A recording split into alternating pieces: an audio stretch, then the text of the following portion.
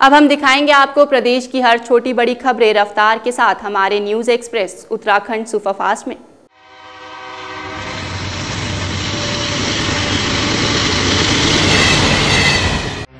नगर निगम के वर्कशॉप को शिफ्ट हुए चंद घंटे ही बीते हैं, लेकिन पानी का कनेक्शन अभी से काट दिया गया है।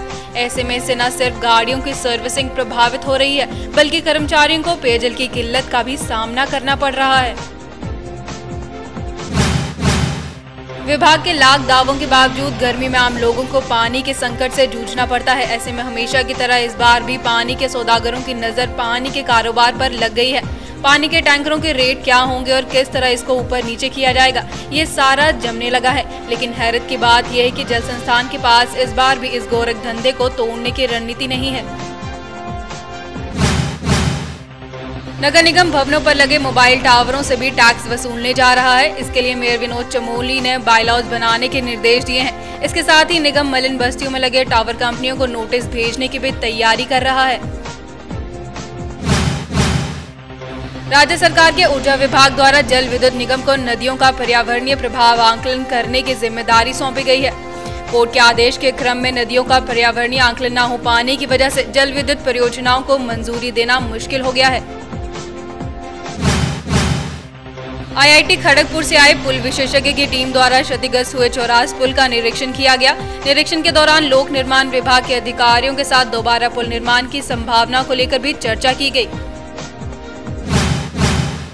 मुख्यमंत्री विजय बहुगुणा ने पूर्व सैनिक कल्याण निगम के जरिए हो रही भर्तियों पर रोक के आदेश दिए हैं। कांग्रेस विधायकों ने ओपनर पर बैकडोर से नियुक्तियां करने के आरोप लगाए गए हैं, जिसके बाद मुख्यमंत्री ने ये निर्णय लिया। सूरज की तपिश दिन पर दिन बढ़ती ही जा रही है। प्रदेश की राजधानी देहरादून में भी तापमान में इजाफा हो गया है।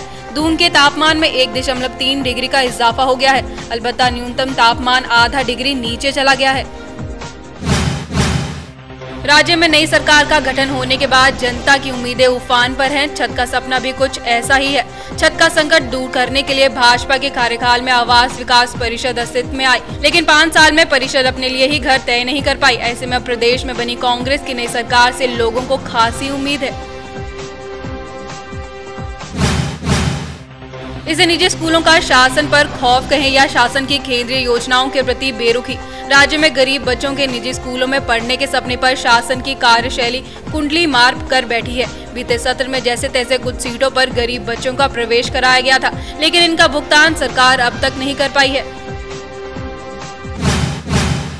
संस्कृत विश्वविद्यालय में नियुक्तियों और वित्तीय अनियमितताओं की जांच में देरी से सवाल उठने लगे हैं। 1 महीने से भी ज्यादा वक्त गुजर चुका है, लेकिन अब कहीं जाकर सांसद सतपाल महाराज ने राज्यपाल को पत्र भेजकर जांच को जल्द पूरा कराने का अनुरोध किया है।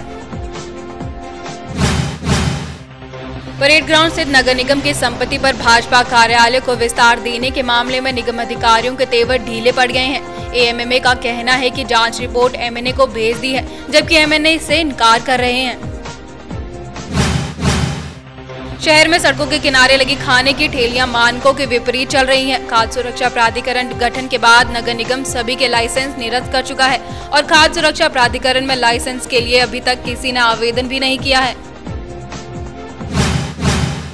समाज कल्याण विभाग के अनुदान पर चलने वाले जनजातीय इलाकों के 35 विद्यालयों में कार्यरत 120 शिक्षकों को पिछले 1 साल से वेतन नहीं मिला है।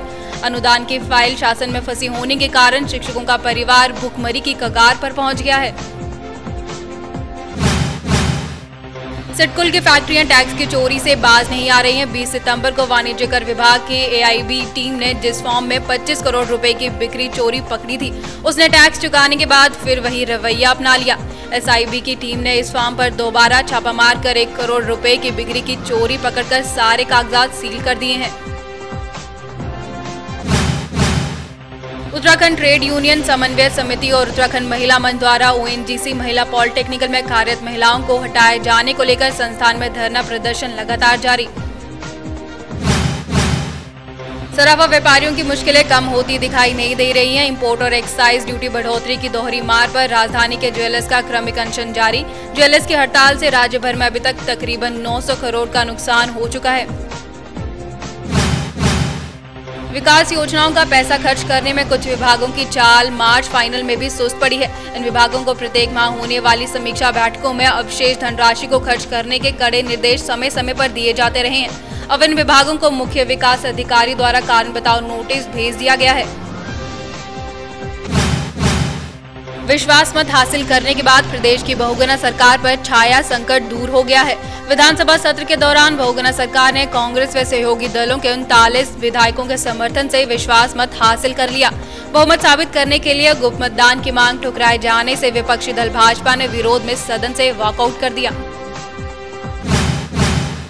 विपक्ष की गैर मौजूदगी में सरकार ने उत्तराखंड लेखानुदान 2012 पारित कर दिया। करीब 7018.66 करोड़ की अनुदान मांगे बिना चर्चा मात्र आधे घंटे में पारित हो गई।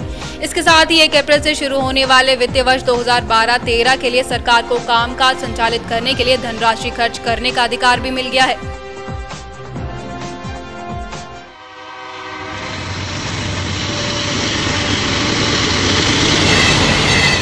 आज के विशेष में बस इतना ही। उत्तराखंड की ताज़ा तरीन खबरों के लिए देखते रहिए रोजाना सुबह 9 और रात 8:30 और 9:30 बजे आपका अपना न्यूज़ चैनल सौभाग्य मिथिला। नमस्कार।